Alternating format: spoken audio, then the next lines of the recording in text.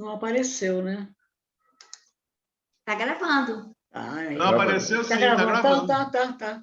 É porque eu fiz sair da tela cheia e não apareceu, foi do lado, mas dá o mesmo. Boa noite para vocês. Boa noite. Tudo bem, Gisele? Tudo bem, graças a Deus. Boa noite, Zelda. Tudo bem? Graças a Deus. Nós estamos... Oi, Chico. O Chico está chegando, que bom. Está chegando. Nós estamos aqui com o nosso penúltimo estudo e o último estudo do mês de novembro, né? Conforme nós combinamos, eu acho que todos aceitaram, pelo menos 4 pessoas concordaram. Nós entrarmos no dia 3 de dezembro, seria nosso último estudo, e nós teríamos um recessozinho, porque o nosso companheiro Wendel, que é o responsável pela tecnologia, vai se afastar, e todos os grupos pediram um tempo para se recompor, para fazerem as suas atividades, e nós retornaremos dia 15 de janeiro. Está tudo bem para todo mundo? Tudo bem, né? E a gente, então, vai hoje fazer um estudo com os comentários dos nossos companheiros, porque realmente, às vezes, é mais importante a gente conversar, analisar, observar o que está sendo, o que foi dito por Jesus, darmos o nosso entendimento, a nossa visão, porque o Aloysio Elias já nos traz tudo mastigadinho, né? Claro que a contribuição dele é preciosa, mas é bom a gente também mostrar se nós estamos aprendendo alguma coisa, né? Então, nós vamos, inicialmente, relembrar o texto, né? Que é o capítulo 12 do Evangelho de Mateus, e versículo 13, onde Jesus, já dentro da sinagoga, já tendo respondido, questionado pelos fariseus, já havia respondido aos fariseus, então ele simplesmente se dirige ao homem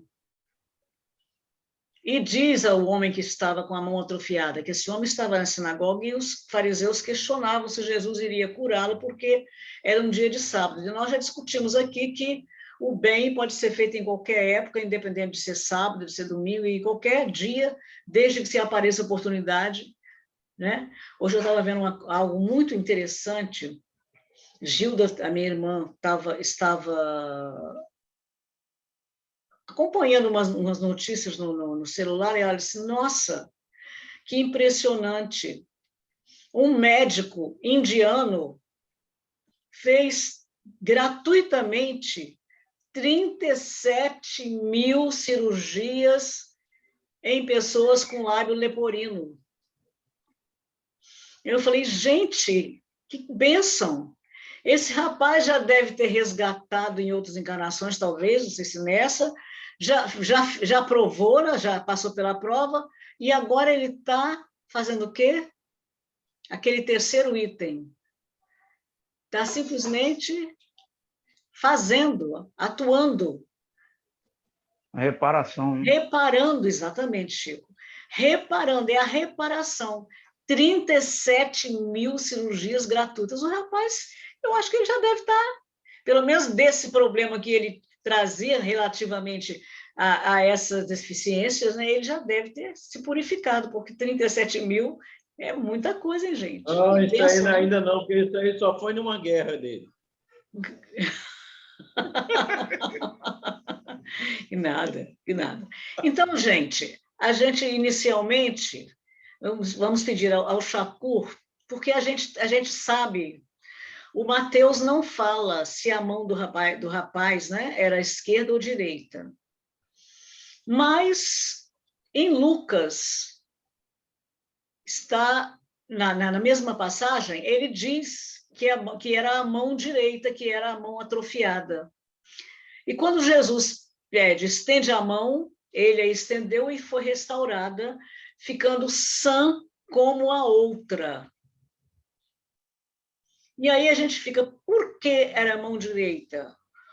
tem aparecido muito, e aparece sempre, em várias passagens evangélicas, a referência à direita, né? A direita do Senhor, o lado direito, que é o bom, etc, etc. Aí a gente pediu ao Chakura para ele comentar alguma coisa com a gente sobre por que o direito, por que a preferência pelo lado direito, se existe algum significado, né? Por essa referência, por esse comentário sempre sobre o direito, o lado direito.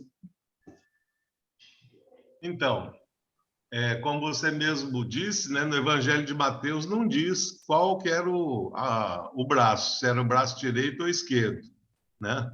Então, eu acabei olhando outras coisas sem ser só a parte religiosa. Na parte da leitura corporal, eles falam que o lado direito do corpo é diretamente relacionado ao hemisfério esquerdo, que constitui o campo de representação da atividade Yang, o princípio masculino do psiquismo. Expressa o eu guiado pela razão e o eu produtivo, e não o sentimento como a gente pensa, né? Já o lado esquerdo, com funções ordenadas principalmente pelo hemisfério cerebral direito, concentra os fluxos das atividades animados pela força Yin, o princípio feminino do psiquismo, e manifesta o eu guiado pela emoção e o eu receptivo, ou seja, seria a parte do sentimento, contrário do que a gente estava pensando, né? E também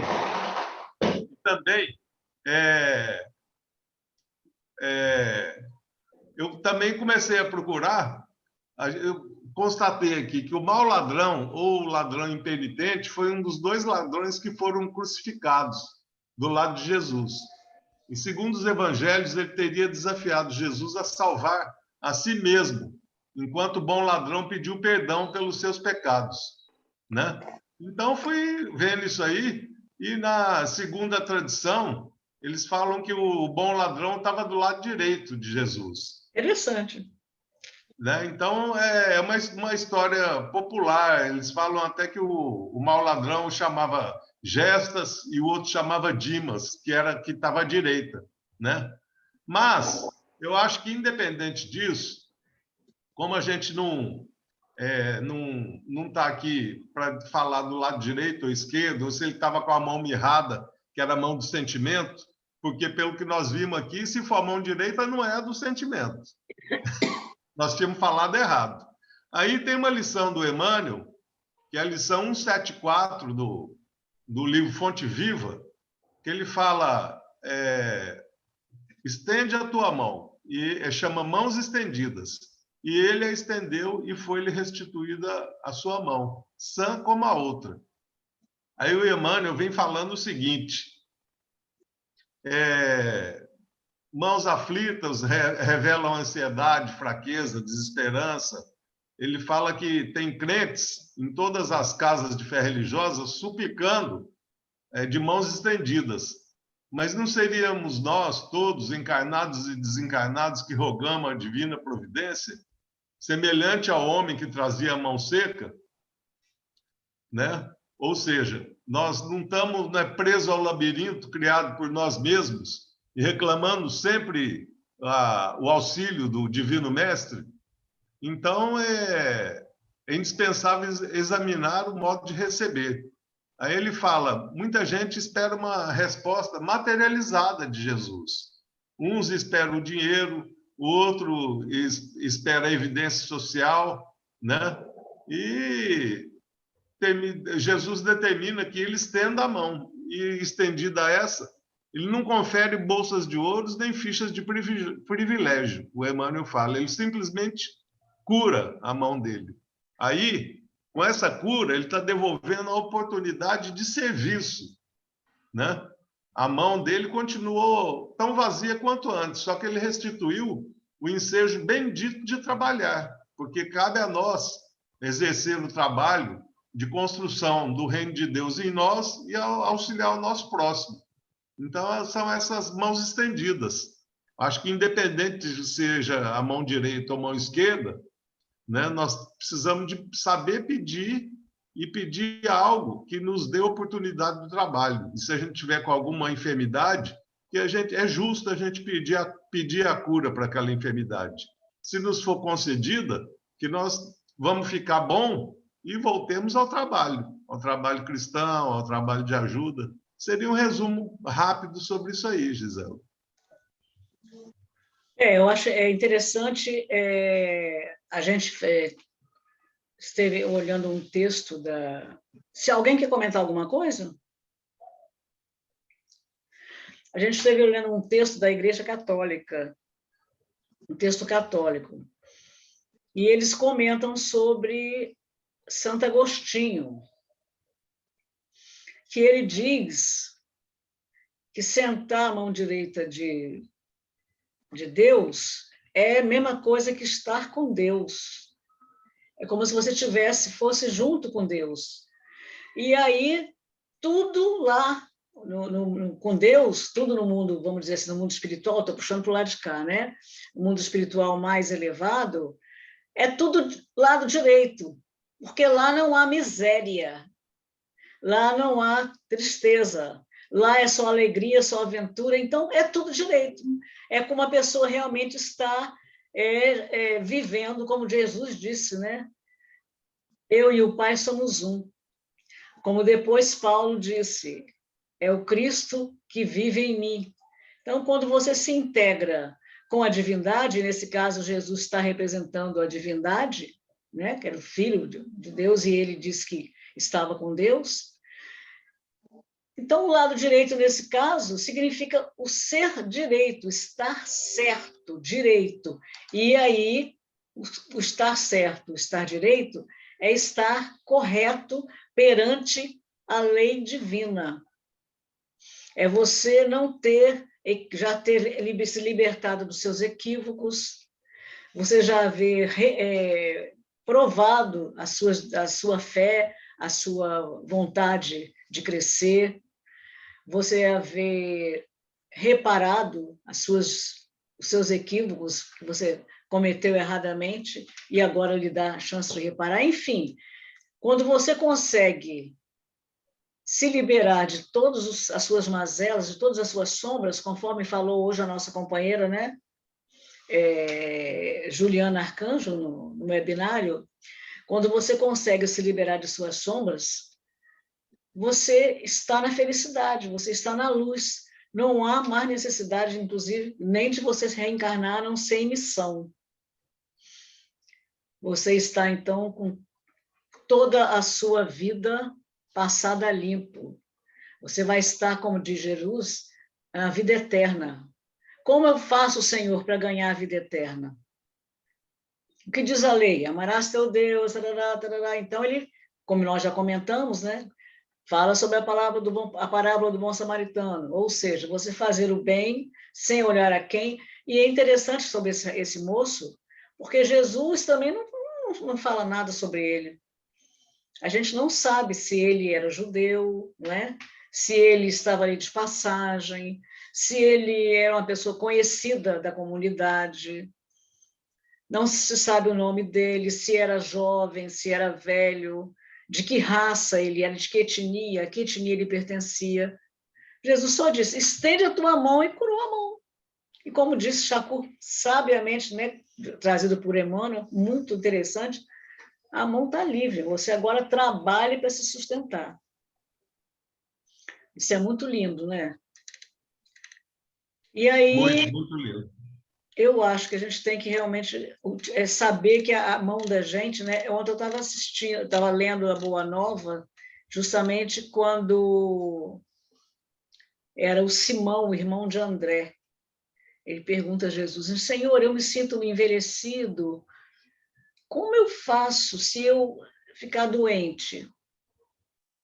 Se eu não puder mais, né, trabalhar com as minhas mãos, ou se eu ficar cego? E Jesus vai falando, se você não puder trabalhar com suas mãos, você trabalha com a sua boca.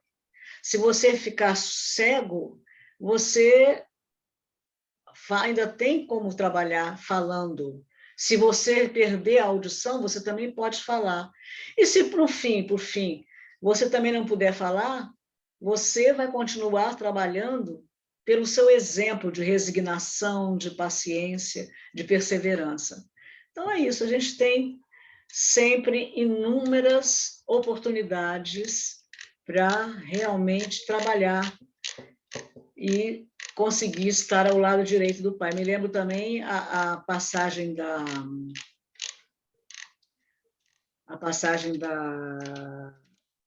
Cleófas, é Cleófas? Não, Salomé. Ah, Salomé. Salomé, a mãe de João, né, e Tiago, que fala: Senhor, quando voltares ao teu reino, leva os meus filhos, coloque um à tua direita e outro à tua esquerda.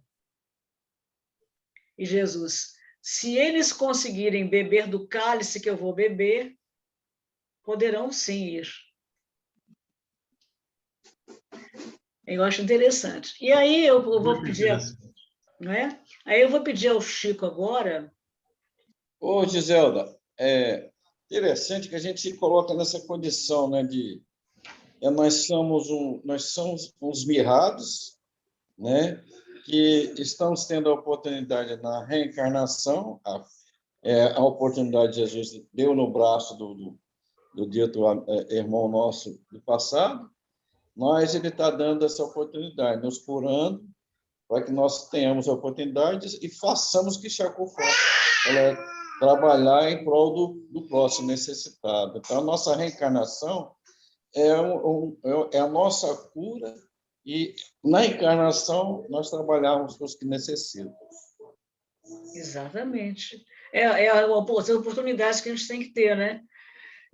Vocês conhecem uma história, eu não sei se eu já comentei com vocês, é uma história muito linda sobre fazer o bem.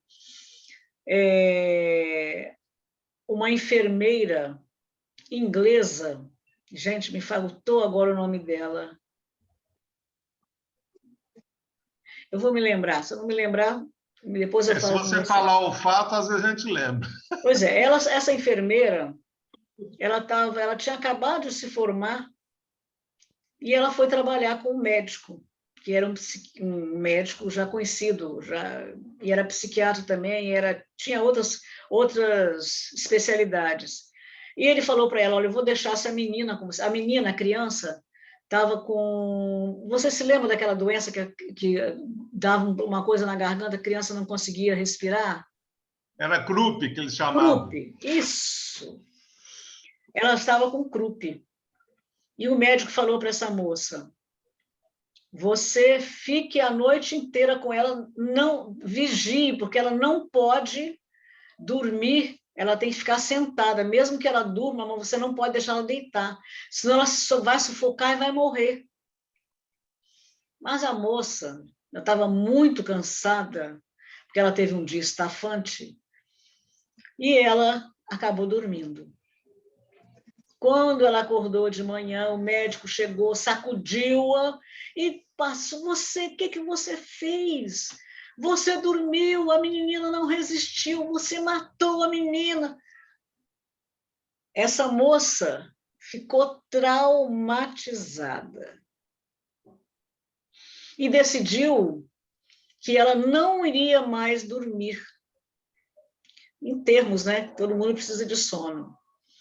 E ela passou a trabalhar, inclusive foi servir na Cruz Vermelha. Ela era conhecida como a Dama da Lâmpada.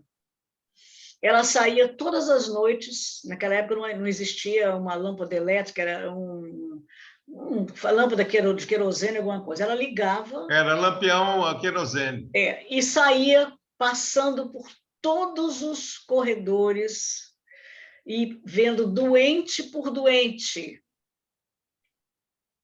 porque aquilo ficou na cabeça dela, né? Ela deixou a menina morrer. E dizem que ela foi, inclusive, reconhecida como uma das melhores enfermeiras, assim, do trabalho de doação, uma pessoa que não se entregava de forma nenhuma. Claro que ela tinha que ter um momento de descanso, né, gente? Mas à noite ela não dormia. Ela ficava atenta, ela corria todos, ia de doente em doente, conversava. Quando ela via que alguém estava precisando, ela corria para atender.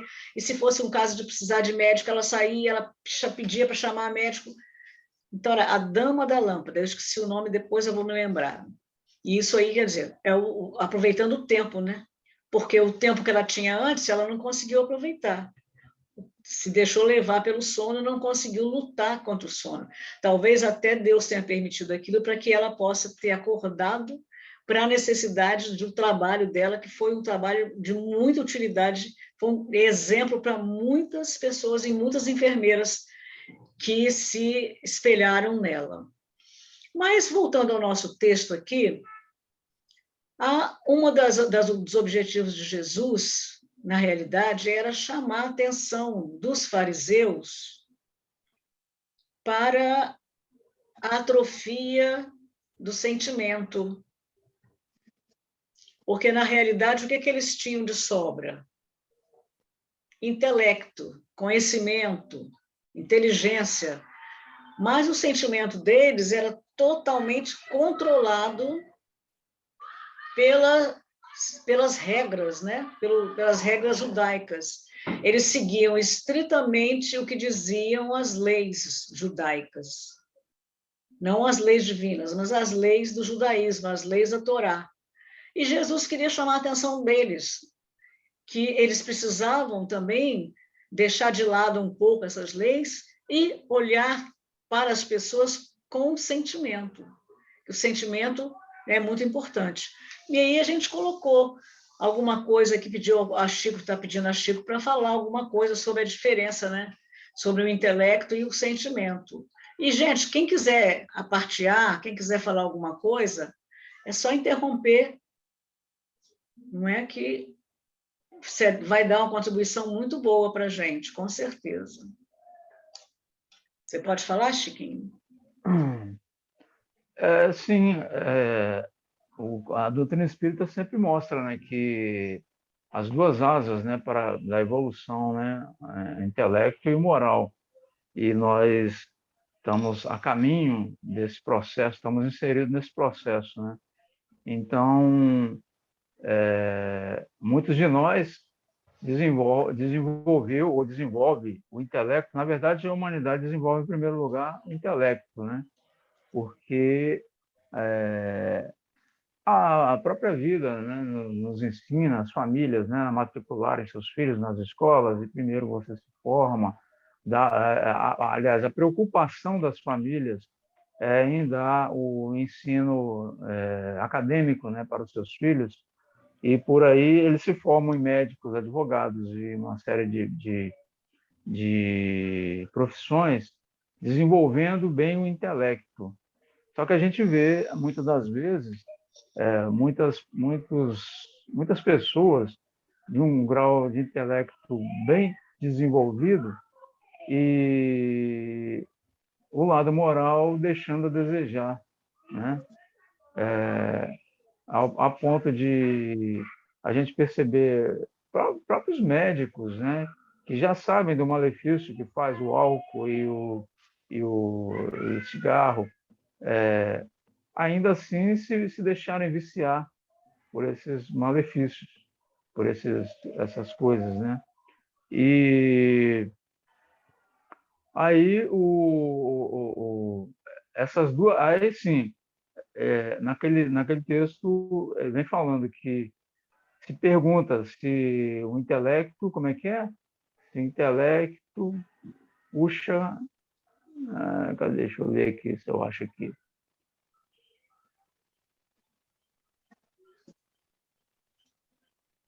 As duas asas, a sabedoria e o sentimento. O progresso moral acompanha sempre o progresso intelectual? É uma pergunta, né? A pergunta 780. E a resposta é: decorre deste, mas nem sempre o segue imediatamente. Porque você desenvolvendo o intelecto, fica mais fácil dos evangelhos, a profundidade do que nos traz a doutrina espírita, que às vezes para nós, que ainda não temos ainda esse intelecto todo desenvolvido, se você vai ler um livro, digamos, muito complicado, como é como é que é? A Memória e o Tempo, né? Alguma coisa. Tem um livro dificílimo aí, Tem. você não consegue, É do não Emílio consegue Miranda, né? A diferenciar. memória e o tempo. Isso. Então fica mais difícil você.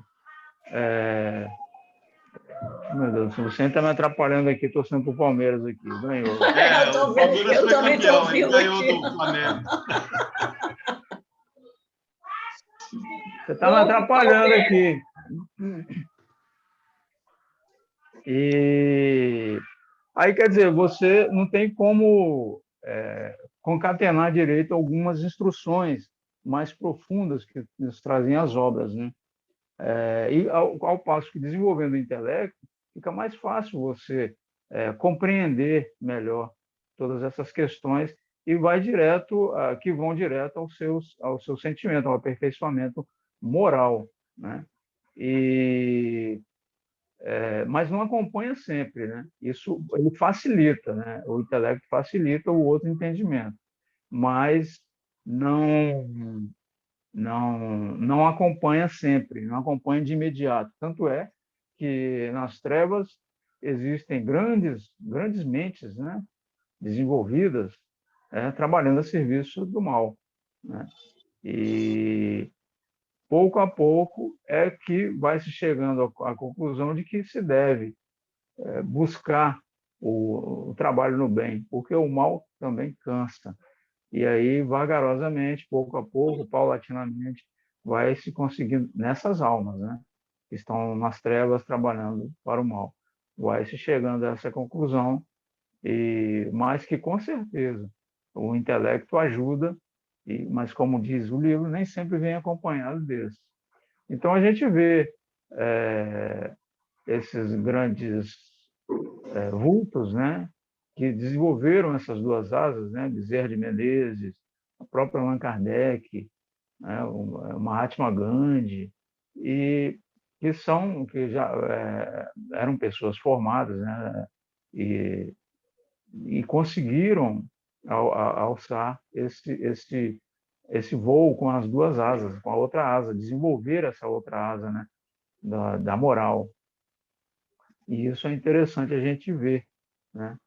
E entre tantos casos, né, desses corações, a gente percebe o Bezerra de Menezes, por exemplo, pelo fato dele ter alcançado essa, esse intelecto, nada foi fácil para ele, né? O estudo para ele, ele não tinha grandes posses, então ele também sofreu muito nesse processo de forçar o seu aprendizado, né? A dedicação, né? Para que ele conseguisse esse intento de se tornar médico, porque ele sabia também que, através da medicina, muitos corações poderiam ser ajudados. Tanto é que ele não cobrava muitas das suas consultas, ele não cobrava porque sabia que eram pessoas pobres, simples, e era tido como médico dos pobres exatamente por causa disso, né? Mas só que, por conta disso, os espíritos que o assessoravam nunca deixaram que lhe faltasse nada, apesar de, às vezes, ele não ter nada dentro dos bolsos, mas a sua família nunca passou fome, nem teve grandes problemas nesse caso. Ao contrário, ele até tirava o anel de formatura dele para pagar os remédios, medicamentos das pessoas, né? Ele via que não tinha dinheiro nenhum, então o que ele tinha, ele dava para a pessoa, um relógio, o anel de formatura, e tudo isso ele fazia. Por quê? Porque para ele, ele visava o bem do ser humano, das pessoas, né? E isso é muito bacana. Ao passo que aí a gente vê que ele é um espírito desprendido, porque realizava todas essas coisas em benefício do próximo, né? Ao passo que nós ainda temos muito caminho para andar, para chegar nesse nível, né? Não sei se tá bom, Giselda. É isso aí? Chico, você fechou seu vídeo? Não.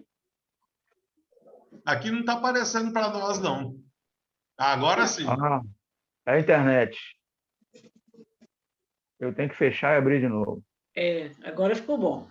Mas eu achei interessantíssimo, Chico, foi muito bom. Eu lembrei também que, além de Bezerra de Menezes, né, outros espíritos que se destacaram, vamos dizer assim, na parte religiosa, na parte da caridade, eles tiveram também eles tinham grandes conhecimentos. Aí a gente lembra de Gandhi, Allan Kardec. Allan Kardec estudou muito, né? Ele teve vários, a gente sabe, falava várias línguas, tinha conhecimentos muito de astronomia. E Ele tinha conhecimento geral de física, astronomia, física, exatamente. de ciências em geral, né? Você vê que era magnetismo, importante. eletricidade. Não pode continuar, Jacob. Não, tem que fechar, porque tem gente que torce contra o Flamengo, estão buzinando, soltando foguete por aqui. Tá bom. Senão atrapalha aqui. Deixa atrapalhar só eu. Porque hoje eu acho que não sei se as pessoas que irão assistir sabem, mas hoje está vendo o jogo do Flamengo e Palmeiras, que é a final para a Libertadores, né? O Palmeiras já ganhou, ele é campeão, já acabou. Ganhou, né? Vai ganhar a taça de Libertadores. Então. Agora, Gerda, a gente olhando essa colocação do Francisco, que é muito interessante, como ele também citou, que a maioria dos cristãos, não na sua totalidade, tempos atrás, até eles mesmos queriam ver os filhos primeiro se formarem para depois escolher a religião. Hoje em dia está muito mudada a coisa, porque os cristãos estão tentando trabalhar as duas coisas, inclusive antecipando mais o lado espiritual. Interessante como está acontecendo hoje. Tem muita coisa mudando, né? E aí a gente lembra também do Eurípides Barçanufo, que era um grande intelecto, de Gandhi, que era um grande intelecto, mas que trabalharam sempre, não apenas a parte intelectual, mas tinham a parte do sentimento muito avançada, muito destacada. E Chico Xavier, né, gente, que apesar de não ter tido grandes estudos nesta encarnação, ele trouxe uma bagagem intelectual fantástica, que para receber livros, como ele recebeu, do nível do conhecimento de um André Luiz, né, que se antecipou à ciência médica e outros ramos da ciência em até 60 anos, predizendo, falando de fatos que só agora a ciência dita oficial, né, está reconhecendo. Para receber esses tipos de livros, de obras, a pessoa tem que ter alguma coisa dentro do próprio cérebro. Que um espírito que tenha conhecimento, né? não pode trabalhar exatamente com uma pessoa que não tenha. Então, isso é importante a gente destacar. Tem conteúdo, né, Gisela? Muito Tem conteúdo íntimo. Uma vez eu só queria lembrar aqui, eu falei que o bom ladrão, estava crucificado do lado direito de Jesus, mas eu não sei se isso aí está nos evangelhos, que são os 4 evangelhos. Sei. Isso aí está nos evangelhos apócrifos. Um deles é um evangelho escrito por Nicodemos, o outro é um evangelho árabe que escreveram, né? Tem um que eu nem sabia que o Nicodemos tinha um evangelho também. Eu também não. E tem um evangelho apócrifo também chamado Evangelho Árabe da Infância, que fala sobre isso. Interessante. A gente ouve muito falar também dos escritos do Mar Morto, né? Que dizem que também tem muita coisa interessante ali. Porque quem escolheu esses 4 evangelhos foi a Igreja Católica, a Igreja Romana, né? Aí os outros foram considerados apócrifos. Provavelmente porque tinha algum fundo de verdade, mas poderia ter muita mentira também, né? Muita lenda que criaram. Porque na realidade a gente sabe que esses 4 evangelhos que foram escolhidos, obviamente deve ter sido essa escolha administrada pelo plano espiritual, né? Já que era importante para a humanidade receber mais possível. Isso eu também acho que sim. Por exemplo, Mateus anotava tudo enquanto ele estava ao lado de Jesus. João ficou com Maria e escreveu muita coisa mais que o Mateus não escreveu, né? Marcos, ele também acompanhou, indagou Maria, e o Lucas acompanhava o Paulo, que foi lá também Conversar com Maria, né? Exatamente. Então, são os mais que têm mais credibilidade. Mas isso não quer dizer que os outros podem ter alguma coisa que seja verdadeira, mas que, devido ao restante dos escritos, pode ser que não tenha sido verdade, eles deixaram de lado. Né? Olha, eu até acredito que muita coisa vai ser descoberta ainda, né? Vai ser trazida para nós, eu acho. E também pode ter acontecido de alguns desses ensinamentos ferirem os princípios da Igreja Católica e eles já consideravam como apócrifos. Também pode acontecer. Ter acontecido perfeitamente. Muitas coisas vão ficar mais claras para a gente daqui para frente, em todos os sentidos. Primeiro que a sensibilidade, sintonia, tudo está mudando. E nós estamos adentrando nessa nova era com capacidade maior de observar as coisas. Outros que vão vir depois da gente, além de observar, vão escutar, ver mais. Então, as coisas vão se abrir mais para a gente. É verdade. Agora, eu estou com uma dúvida aqui. Em que momento, porque foi falado que quando Jesus curou curou a mão mirrada, deixou o mendigo lá, coisa, com as mãos prontas para o trabalho, para servir. E a minha dúvida é o seguinte, assim, foi falado também que isso aí ele fez para ensinar aos fariseus exatamente essa questão, né, do intelecto que eles tinham, mas que é importante a moral. Mas de que eu não consegui ver o link, como que eles realmente entenderiam isso. O Aloysio Elias, no livro, no vídeo, ele diz que Jesus usou a situação como uma ferramenta didático-pedagógica, que, na realidade, ele usou o homem, você vê, usou num bom sentido, né, que é óbvio, que ele aproveitou a situação do homem para que os fariseus pudessem atentar para aquilo. Agora, isso aí é uma coisa muito sutil, né, Chico? Ele não falou, vocês têm que prestar atenção que vocês estão com o sentimento atrofiado. Não. Ele fazia. Devia ter falado. Ele praticava, mas ele praticava as ações, que essa não é única, ele sempre fazia muita coisa na frente dos fariseus, né? Você vê que a mulher adúltera, quantas e quantas realizações foram praticadas diante dos fariseus, para que eles fossem juntando, né, uma coisa com a outra, que obviamente que numa só ocorrência eles não iriam perceber, até porque seria difícil que alguns deles percebessem. Nós temos aí 2 exemplos apenas citados no Evangelho, né, mencionados. Obviamente pode ter havido outros exemplos de 2 fariseus, 2 doutores da lei, até descartando Saulo de Tarso, que também foi um caso, mas de 2 que perceberam, conseguiram adentrar no Evangelho, no sentido do Evangelho, e entenderam que o Evangelho não era, que Jesus trazia, não era aquelas compatível com as regras do judaísmo. Quem foi?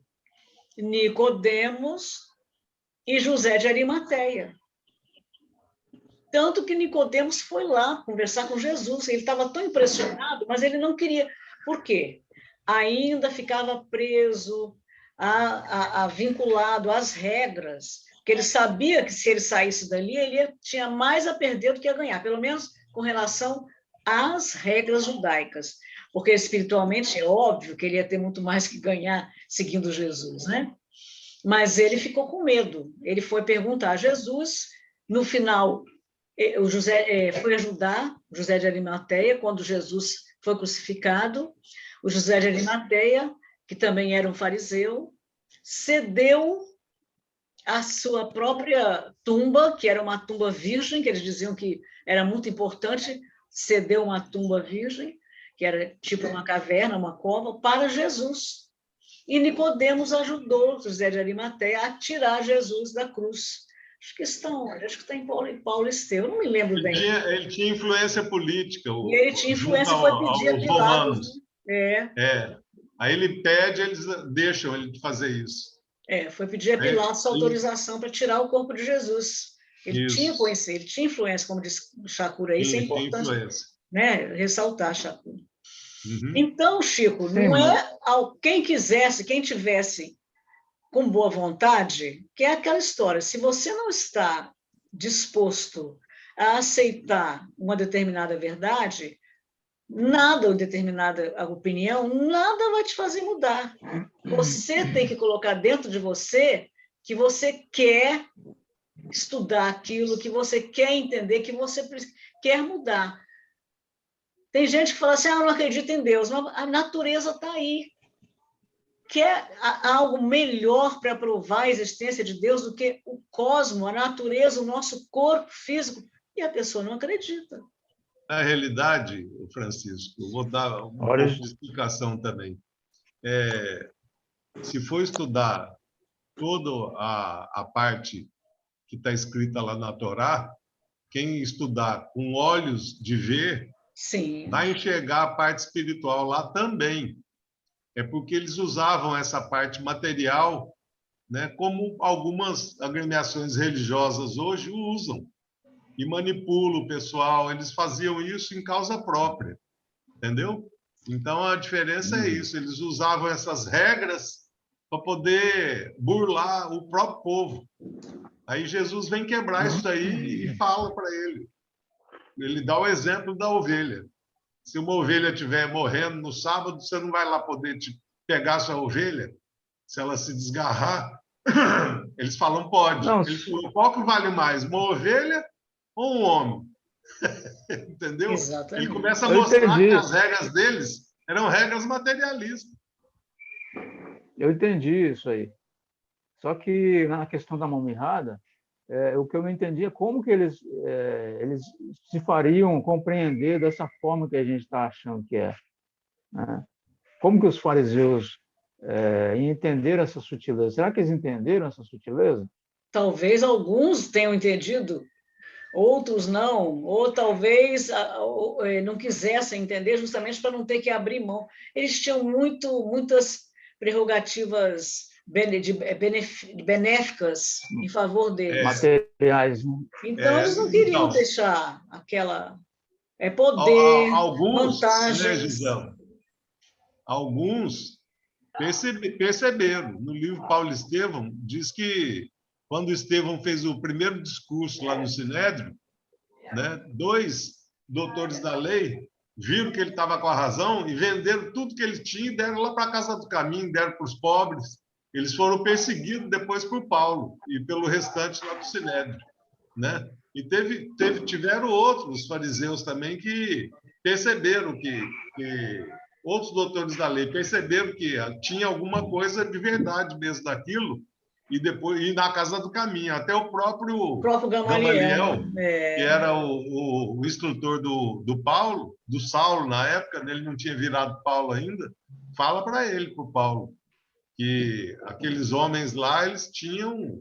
Realmente, ele, inclusive, visitou lá e viu, encontrou um camarada lá que era amigo dele, antigo, sendo tratado, e o camarada já tinha percebido essa parte espiritual, e ele não. Mas o Gamaliel alertou o Saulo, né, na época. Ele ainda falou para ele, se vier de Deus, não vai adiantar nada você ir contra. porque Deus tem um poder maior. Eu estou falando com as minhas palavras, ele falou diferente, né? E se aqueles homens, se o que eles estavam pregando viesse realmente de Deus, não adiantava nada, não ia mudar nada, eles iam vencer. Ele alertou o Paulo. Tudo que Jesus pregou na época foi para a época e para posteriori, para a eternidade aqui no nosso planeta. Eterno, meu filho. Feito assim, para o momento e para a eternidade. Então, muitos hoje ainda pensam diferente. Muitos não, poucos, né, na quantidade que tinha. Mas quantos milênios nós vamos repetindo as mesmas coisas? Exatamente. Então, não fez a coisa só para aquele momento, para a eternidade. Uma coisa interessante que o Chaco falou é que Gamaliel era o rabino, era o chefe de todos os fariseus, era o posto mais elevado em termos religiosos. E ele reconheceu a verdade por trás do ensinamento de Jesus, a verdadeira mensagem divina do alto que Jesus vinha trazer. Agora, para isso, tinha que ter uma coisa que a maioria deles não tinha: humildade. Para você reconhecer que uma informação, que uma verdade que está chegando é melhor do que aquela que você conhece, você precisa ter humildade para entender, estudar e perceber, caso seja verdade mesmo, né, que ela vai substituir aquilo que você sempre, a vida toda, achou que era o certo. Não tem como. Um dia todos nós vamos chegar lá, né? Gisela, então, fala. Eu, assim, diante do que você está falando, de tudo que a gente tem ouvido, e os estudos, né, que vai abrindo a mente da gente, e a gente vai vendo com mais clareza, eu penso que, na verdade, todos entenderam a mensagem de Jesus, mas acontece que a ganância, o poder, porque sabia que o que Jesus estava falando era o correto, mas só que eram homens, vamos dizer assim, corrompidos. Aqueles que ainda não estavam corrompidos, que não usavam desse poder para poder tirar do povo, aceitaram a mensagem de Jesus, como até hoje mesmo. Nós estamos já dispostos a aceitar a mensagem de Jesus porque a gente tem uma outra concepção, que achei muito bonito que Chico trouxe, falando sobre o intelecto e o sentimento, que é justamente o que faz a grande diferença, é justamente o intelecto junto com o sentimento, que vai dar um sentido da mensagem de Jesus para esse profissional, que foi o que você iniciou falando sobre o médico indiano. Dias ele fez, não pagar para poder fazer, não é? Nós mesmo temos um exemplo dentro da família do próprio Pitangui, que ele também já fez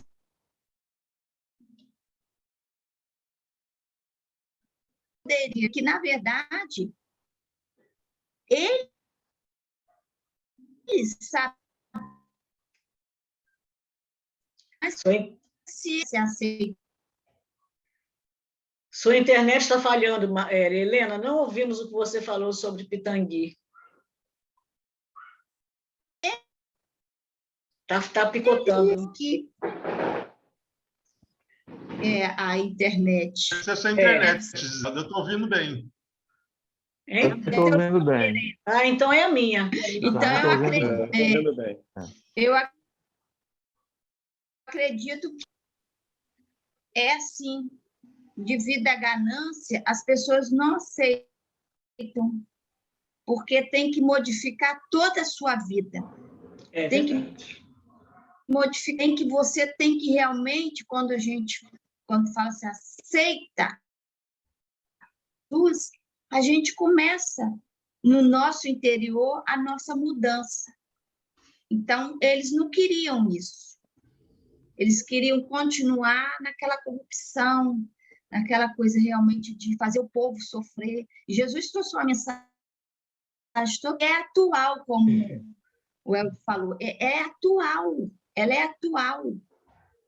Há 2021 anos atrás, hoje ela ainda é uma fala atual, e uma fala simples. Não mudou muita coisa, não. Está quase a mesma coisa do outro lado. Muda a roupagem das pessoas, muda o cenário, avançou na tecnologia, avançou na ciência, mas o íntimo está quase igual. A essência é a mesma coisa, né? A essência ainda é a mesma. Isso, nós estávamos estudando hoje, justamente, e no livro dos Espíritos, estava perguntando como que é que as pessoas escolhem a profissão. Pelo salário. Jesus, não é? Então, Francisco trouxe a resposta corretíssima. Pelo intelecto, pelo sentimento e pelas nossas vidas que a gente veio para poder fazer a modificação dentro da gente. Então, eu acredito que realmente não deixaram de entender a mensagem de Jesus, e nós estamos falando de homens inteligentes, com um intelecto imenso, não é? Doutores da lei, como hoje ainda, doutores da lei, mas não aceitaram Jesus, então vamos aguardar. É verdade.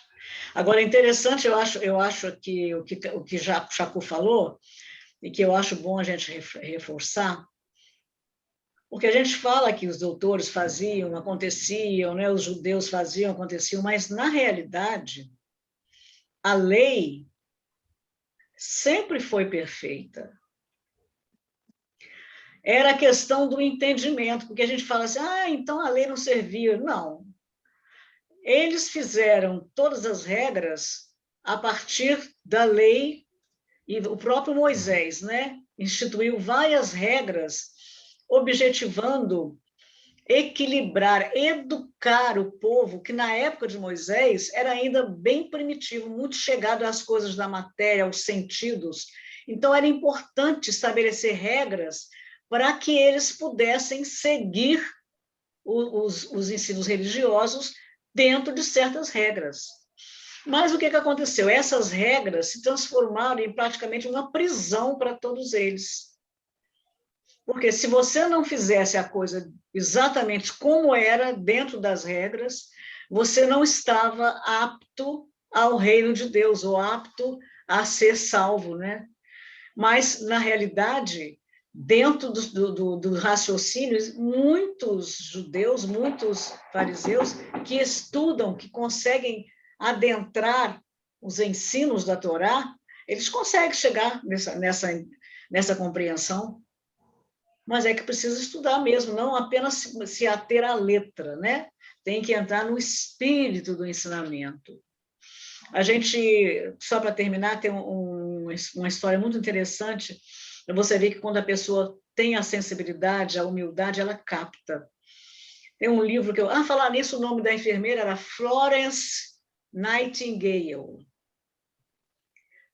Essa moça... Eu lembro desse nome e dessa história que você falou. Eu lembro disso. Agora que você falou o nome, eu lembrei. Muito lindo. E aí, no livro recebido por Ivone Pereira, escrito por Bezerra de Menezes, Dramas da Obsessão, ele narra a história de uma família de judeus que, em Portugal, foi torturada e sofreu muito por causa da Inquisição da época, porque os inquisidores católicos ficavam de olho nas riquezas dos judeus, que eram comerciantes, né, e eram ricos. E eles decidiam sobre a vida. Naquela época, decidiam sobre a vida de todo mundo. Quem decidia se a pessoa ia estudar, onde ia estudar, se ia trabalhar, onde ia trabalhar, era a igreja. E então decidiram pegar a moça, a jovem, que era sobrinha, era uma família composta de pai, 3 filhos, e essa jovem que era sobrinha dele, que era uma jovem prometida para o filho mais velho, uma jovem inteligente, sensível, tinha uma voz maravilhosa, e ela foi entregue para ser educada num convento de freiras.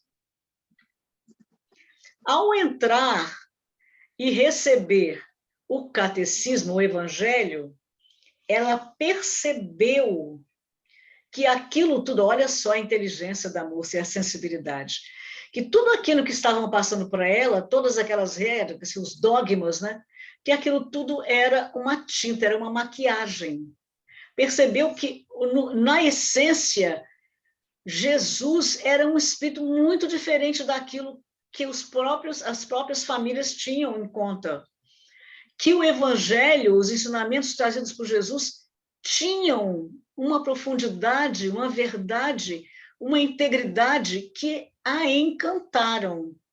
E ela secretamente passou a seguir Jesus, nem a família ficou sabendo. E isso foi tão importante que ela foi torturada e morta. Mas ela perdoou os torturadores, perdoou todo mundo e subiu, purificada. Mas a família, os judeus, eles ficaram tão revoltados com todas as torturas, com tudo que fizeram com eles, que ficaram 400 anos infernizando a vida dos torturadores. Até que chegou o momento em que Bezerra de Menezes, com a ajuda de Ivone Pereira e a ajuda de vários espíritos do plano espiritual, que se dispuseram a ajudar, conseguiram resgatar aquela família. E os outros que estavam reencarnados, que haviam sido os torturadores, estavam lá cheios de problemas, já haviam se suicidado, muito bonita história. E no final, essa moça vem. E eles ficaram encantados, porque ela parecia um anjo, uma beleza, uma pureza. E ela então veio e falou para eles que ela estava num lugar muito bom, com um Rabboni, muito bom, que ela havia conhecido, que ia trazer para eles. Rabboni era Jesus, era o mestre, que em judaico, né, chamava Rabboni, que ela havia aprendido a amar e ia trazer para eles. E pediu a eles que descansassem, porque eles estavam muito cansados. Eles não dormiam, gente. Espíritos nessa situação, se imagina o desgaste perispirítico, né? Então, ela pediu a eles que descansassem. Eles foram levados para uma sala com poltronas super confortáveis, que eles nem perceberam, porque as poltronas não eram as mesmas do século deles. Eles viam as coisas atrás, mas sentaram-se ali e ela disse: durmam, descansem, que eu voltarei depois, vocês agora vão dormir. E ali eles foram recolhidos. É muito linda a história. Vocês veem, então, que a própria moça, educada dentro do judaísmo, seguindo a prática do judaísmo, quando teve a oportunidade de conhecer o Evangelho de Jesus, né, o Testamento, lá, as Escrituras, percebeu dentro daquilo que a essência do amor. Então, é só isso que a gente quer concluir aqui, né? A gente tem que entender que a atrofia do sentimento somos nós mesmos que atrofiamos o nosso sentimento, e que para que Jesus possa restaurar o nosso sentimento, é preciso que nós nos esforcemos, porque ele não pode chegar e dizer cura, como ele curou a mão do homem atrofiado. Essa cura somos nós mesmos que vamos encontrar dentro de nós, com o nosso trabalho de autoeducação, de autoaprimoramento, porque nós hoje temos o conhecimento que nos ajuda a entender, mas falta elevar o sentimento para encontrar com o sentimento, com o conhecimento, né, gente? Muito obrigada. Vocês querem falar mais alguma coisa? Nós já estamos aqui no nosso horário. Acho que está bom, né? Acho que está bom. Foi ótimo. E aí, sábado que vem, a gente dá uma... Não sei se vocês querem fazer mais algum comentário no sábado que vem, ou a gente assiste o vídeo e encerra o estudo. O que vocês acham? Sábado que vem vai ser o último, né? Vai. Uhum. Então, tá bom. A gente vai, então, dar um até logo para vocês. Muito bom estar com vocês. Daqui a pouco vamos fazer a nossa prece. Muito obrigada. Adorei o estudo de hoje, muito bom. Chacur, parabéns. Chico, parabéns. Parabéns, Achei Helena, também, que contribuiu. Helder também. Todo mundo que contribuiu. E os outros que, né, que vibraram positivamente, e que tenho certeza, todos nós aprendemos muito com vocês. Só lembrando também, Giselda, que esses fariseus, eles não foram embora, não. Eles estão reencarnados por aí. De repente eu sou uma aqui. Posições, ué, eles estão, Uai, alguns do plano espiritual, comandando as trevas, inclusive. Hein? Tem Eu sou muitos... palmeirense. Pois é. Meu Deus. Olha o partido. Boa noite, Giselda. Foi muito Boa bom. noite, meus amores. Boa noite. boa Beijo, noite. gente. Para Fica com Deus. vocês. Beijo no Vamos coração. ligar aqui Com a Deus. gravação. Até o próximo Beijo. estudo. Até a Deus semana abençoe. que vem. Beijo.